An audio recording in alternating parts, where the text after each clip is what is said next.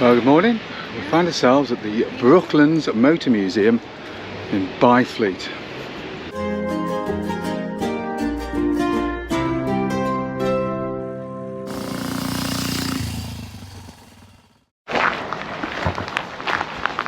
So Brooklands famous for being the world's first purpose-built racing track.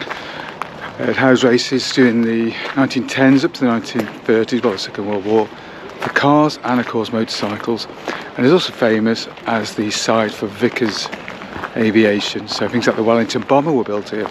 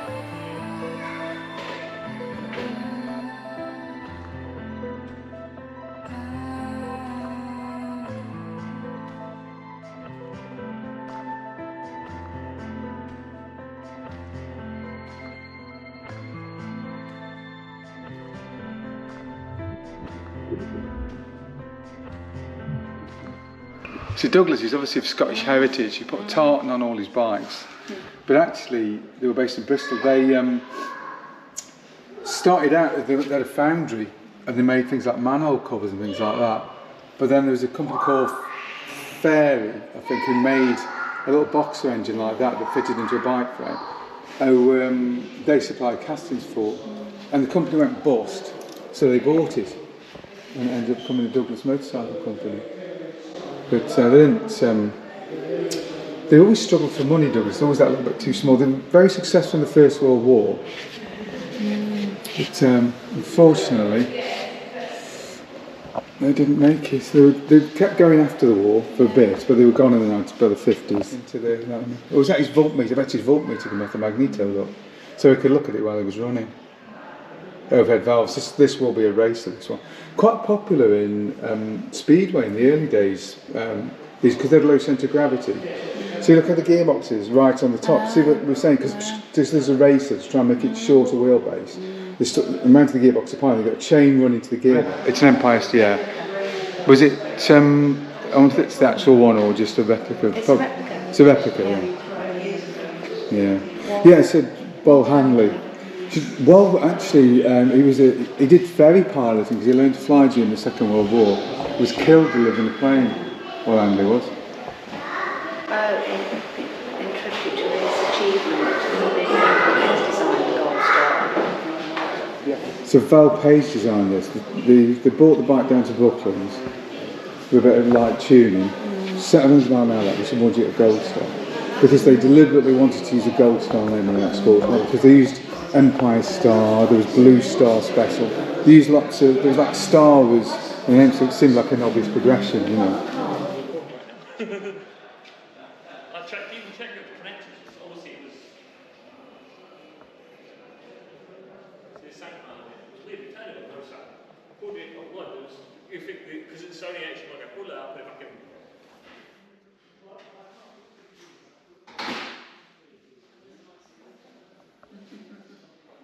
Nothing to do with it at all. Honda was actually Birmingham based company. I think, you know, Panthers. They built the first Panthers.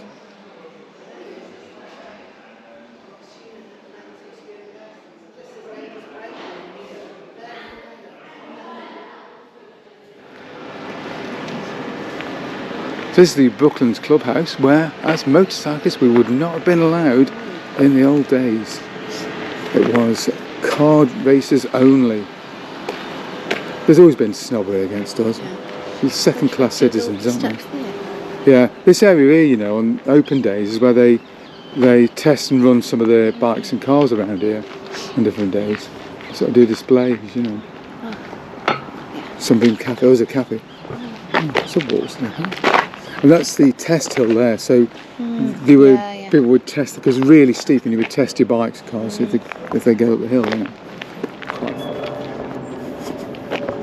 Yeah, they have days where they still run up the test hill, and you get like, you could bring the Tero and stuff like that along. See if the Tero go up there. They would get up, probably. Eventually. Yeah, wouldn't fly up, but obviously you get like loads of people come and watch, and you just launch from here up to the top and over the hill, and it runs over the track.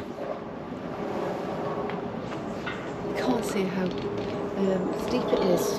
No, that's the thing. Yeah, you can't. It's 1 in 8. So certainly it starts out all right, doesn't it? But once you get to just where the surface changes, you can see it's pretty damn steep, isn't it? See where they've skidded. Yeah, well, they're trying to fight for traction on the older cars. Because obviously they're just spinning their wheels up, aren't they?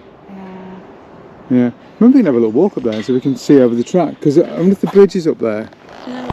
Right, so this is the Brookland Test Hill. And, well, it's used exactly what it says in the tin. It's a test area. Goes from 1 in 8 to 1 in 5. People would use it to sort of test their cars out before they ran around the track. And it's used just for fun events today. So a few bits of the track that's still used actively, I suppose. The circuit itself opened in 1907, same year as the TT, and was the world's first purpose-built racing track. Surface was probably not fully prepared when they first used it. As a result, it was broken up, and the surface throughout the whole history of the circuit was pretty poor, actually. It was notoriously bumpy, which, considering the speeds, goes to 1 in 4 here actually, into the hill, and it is mighty steep actually. Was a very, very dangerous track. One of the problems was you could, if you ran off the track, there was nothing to stop you running off the top. You went into the trees and you could be in serious trouble. There's obviously a few deaths here over the years, but the main thing about it is it was just ridiculously fast. I mean, the record here for cars over 140 miles an hour, and it's in the 120 plus even for a bike. All those sort of set before the war obviously will stand forever because the track was partially demolished during the Second World War to extend the runway, because Vickers were here basically, the factories were here where they constructed things like the Wellington bomber. Oh, this is steep. Pretty steep, isn't it, Dad? Ooh. I'm getting jelly legs. That's a good workout. A little bit more obvious how steep it is from the top. From the bottom it's deceptive. Yeah. Whew. So, No bridge here. what? No bridge. Yeah.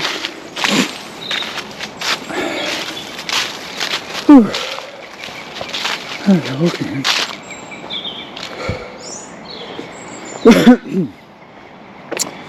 Yeah, so the track obviously didn't survive the Second World War. There was a place where a number of speed records were obviously set, particularly endurance records. So heading towards the bridge. Bridge sits over the track, and you can see one of the problems when we get there, the Brooklands face. And that was that it was right next to a built-up area where the town of Weybridge is next to the circuit. So obviously people weren't too pleased about the noise, because it does generate a fair amount of noise, obviously these 1930s cars running around. So what they had to do is they had to design silencing specifically for the bikes and cars, and that's where we get the Brooklands can, which later became the fishtail exhaust that you see on things like Velocets. So it was originally something that was designed to keep the noise down when they were running around this great circuit. And we're just passing over the banking now. Look at that. That's a lovely section. Look at that. I think it's an amazing circuit. It reminds me, it's like the racing equivalent to Stonehenge, isn't it? It's sort of monolithic in scale. Absolutely a phenomenal place. The other thing as well, if you walk on the circuit, it's just how difficult it is to actually walk on. It's really steep as you get nearer the top there.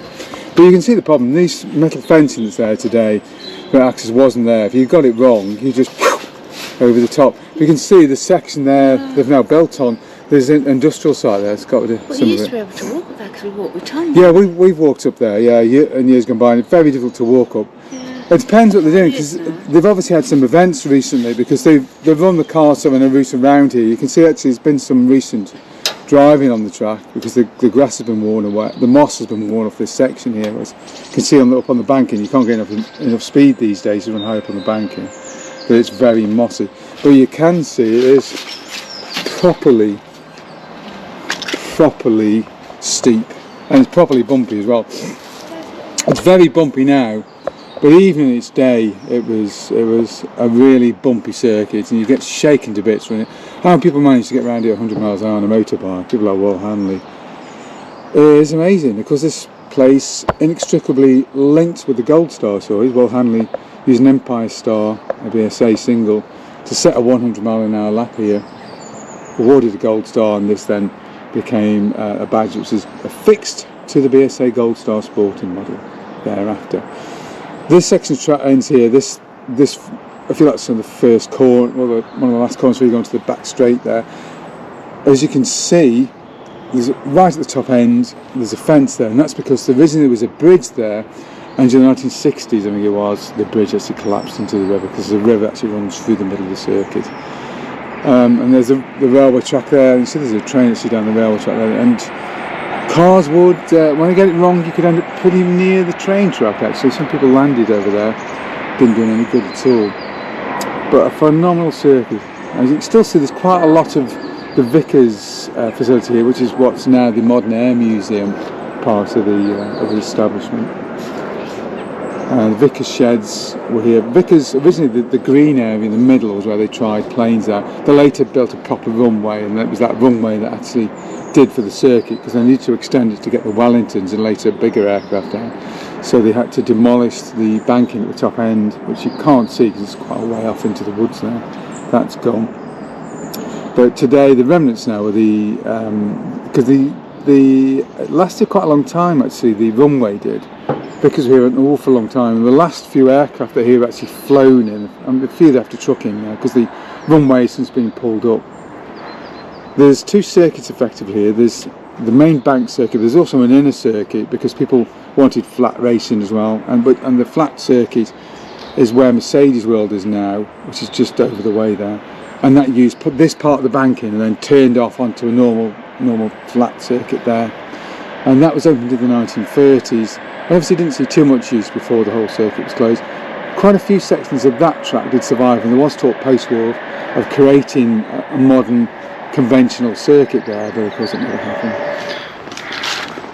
The test hill then, it's steep, actually, bloody hell it's steep, isn't it? Tell you what, you wouldn't want to walk down if it was even slightly wet or icy. It is steep. I mean, actually looking at it, I wouldn't fancy bringing my Terror up here. Poor little thing would have a hell of a job getting up here. It's 4 horsepower, or my Triumph really. Wow. I think it's quite a thing. It's pretty steep. I think you could come unstuck on a small bike here, you know, if you're not careful. Deb gets a picture. She loves the selfie pictures, does Deb. But yeah, I mean, it's one of those things you can't really go on, run down. You'd have to do a bit of it's like fell running, isn't it? It's properly steep. Yeah, It'd be quite fun to come here actually when they're testing the bikes on here. Do a bit of video, you know, do a windmilling. Yeah. It's something like 1 in 4 near the top. But yeah, it's isn't easy. It's certainly stretch. Something built in the 1920s with have a bit of a jumping pit. 1 in 5. Yeah, well, yeah, 1 in 4 and 1 in 5. Yeah. See, but you can see it's 1 in 8 at the bottom, which is steep enough. But then here, I mean, from that point onwards, is 1 in 4. So it's that's a serious bit of hill, is that?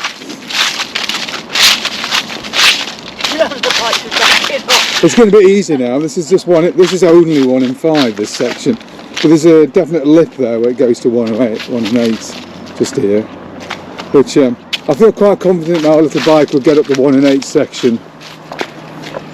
Not totally sure about that bit though.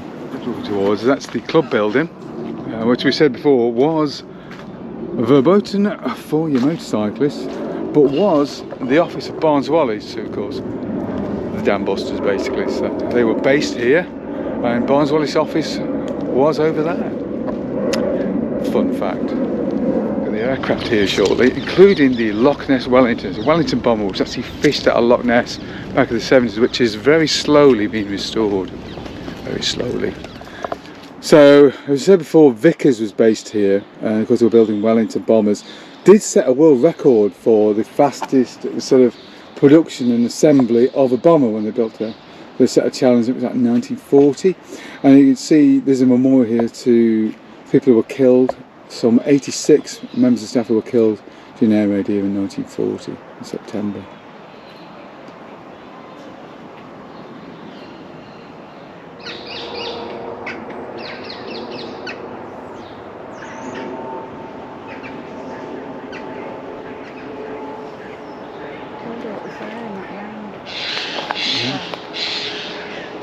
Building. It seems daft, doesn't it, that it's on the actual circuit? Could be a Clark of the Course, something like that. Like a control tower, you see them on modern circuits, don't you? Or something like that. I think they used to round here, got fencing, they would go round here and onto the circuit here. I've seen old film of motorcycles going round a fence here and then onto the track. So it might be, yeah. Because they didn't, you didn't always use all the track. I'm sure this was the original, that's where the start-finish straight was, and then they pulled onto the track, and then you would race the oval. Because you didn't start and finish on the main track itself. There's that parakeets. Yeah. These things are everywhere, aren't they? So we've got a Hurricane, a Sopwith, because Sopwith and Hawker are the same company in principle. Hawker Hunter in the background, and the BAE systems are all on, which is a Hawker. Hawker Hurricane makes its first flight from Brooklands. Yeah, there's a Hurricane over there. Yeah. But Hawker was actually the test pilot for Tommy Sopwith. Tommy Sopwith went bust. He made ABC motorcycles to try and keep going after the First World War. Because obviously they were very famous for making a Camel and things like that in the First War. But they couldn't keep going financially. They went bust. And then they restarted again using the Hawker name. Harry Hawker was his test pilot. I think he was a New Zealander. That's where you get the Hawker Hunter and the Hawker Hurricane and all those planes. They were all basically descendants of the Sopwith Company. They actually get off the ground. Well, they get off the ground. It's the landing which is the scary part, isn't it? As well and that's the Harrier prototype, I remember right, the one they used for demoing on. Worked in Barnes Wallis worked in airships first. So that's why you get this geodetic construction, and it was originally used actually to construct airships. I can just about stand. And they applied it to the Wellington. But yeah, very cramped, didn't it? But you can see this just had a dope covering, it had a canvas covering over the top of this, which is handy because obviously the problem is bullets would pass straight through it. But it did mean that it could keep flying with a massive amount of damage. It's very, very strong, this geodetic was. Oh yeah, stretching, yeah. Oxygen cylinders. The wiring looks as if it's seen better days as well. I'm not sure I trust that anymore. Yeah. So this is the Vickers Wellington, one of the few survivors.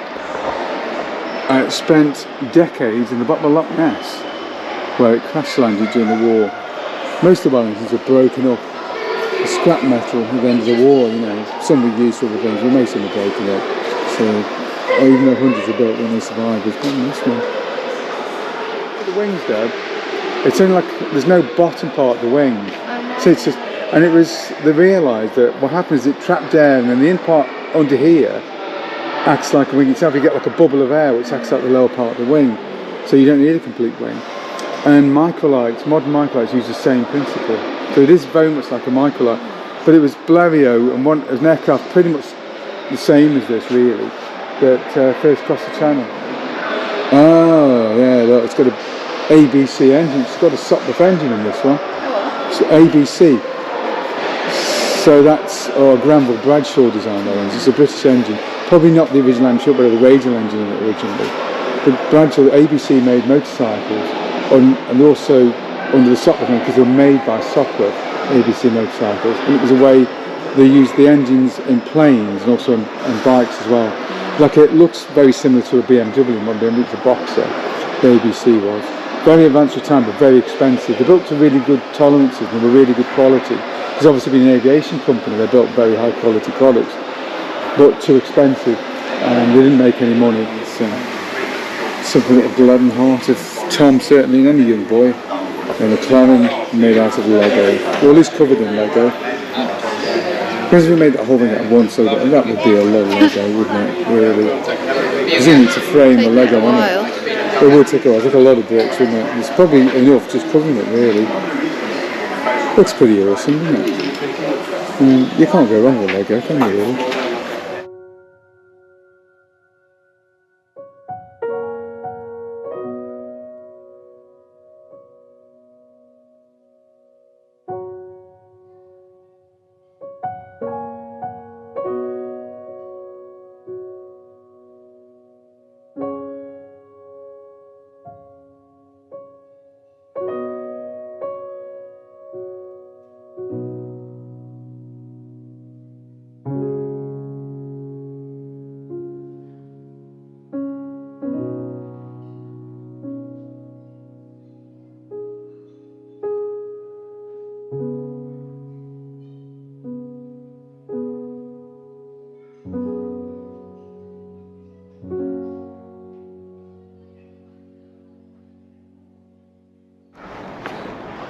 Yeah, booking office for passenger flights from 1911.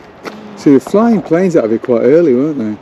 Yeah, I suppose because back in 1911, not many people ever flown in a plane. Before the war, people were getting taken aloft, weren't they?